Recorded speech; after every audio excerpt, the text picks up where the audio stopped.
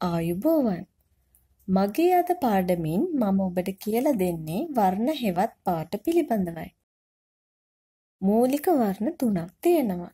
ඒවා නිල්, රතු, කහ. මූලික වර්ණවල විශේෂත්වය වන්නේ කිසිදු වර්ණයක් භාවිතයෙන් මූලික වර්ණයක් නිපදවීමට නොහැකි වීමයි. ද්විතීක වර්ණ.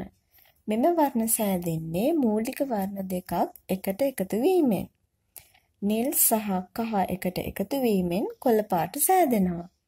කොළ පාටට පච්ච කියලාද කියනවා. කහ සහ රතු එකතු වීමෙන් රඹ පාට සෑදෙනවා. රඹ කියන්නේ තැඹිලි පාටටයි. රතු සහ නිල් එකතු වීමෙන් දම් පාට සෑදෙනවා. ත්‍රිතීක වර්ණ. මූලික වර්ණ 3 එකට එකතු වීමෙන් ත්‍රිතීක වර්ණ සෑදෙනවා. නිල්, රතු, කහ එකට එකතු වීමෙන් දුඹුරු පාට සෑදෙනවා. ශීත වර්ණ. ඇසට සිසිලසක් ගෙන දෙන වර්ණ ශීත වර්ණ ලෙස හඳුන්වනවා.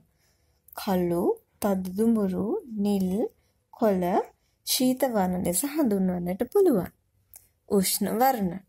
ඇසට උණුසුමක් ගෙන දෙන වර්ණ උෂ්ණ වර්ණ ලෙස හඳුන්වනවා. කහ, තැඹිලි, සුදු උෂ්ණ වර්ණ වෙනවා. සංගත වර්ණ. සංගත වර්ණය anu සමාන වර්ණයි. උෂ්ණ වර්ණයක් තවත් උෂ්ණ වර්ණයකට සමාන වන අතර ශීත වර්ණයක් තවත් ශීත වර්ණයකට සමාන වෙනවා. එය සිදුවන්නේ මෙසේයි. නිල් සහ කළු සමාන පාට වෙනවා. ඒ මෙම වර්ණ දෙකම ශීත වර්ණ වෙන නිසායි. රතු සහ තැඹිලි සමාන පාට වෙනවා. ඒ මෙම වර්ණ දෙකම උෂ්ණ වර්ණ වන නිසායි. විසංගත වර්ණ. විසංගත වර්ණය anu අසමාන හෙවත් විරුද්ධ වර්ණයි. උෂ්ණ වර්ණයක් ශීත වර්ණයකටද ශීත වර්ණයක් උෂ්ණ වර්ණයකටද විරුද්ධ වෙනවා.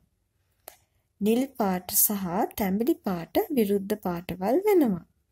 ඒ නිල් ශීත වර්ණයක් වෙන නිසාත් තැඹිලි උෂ්ණ වර්ණයක් වන නිසාත්. අපි නැවතත් තවත් පාඩමකින් හමු වෙමු.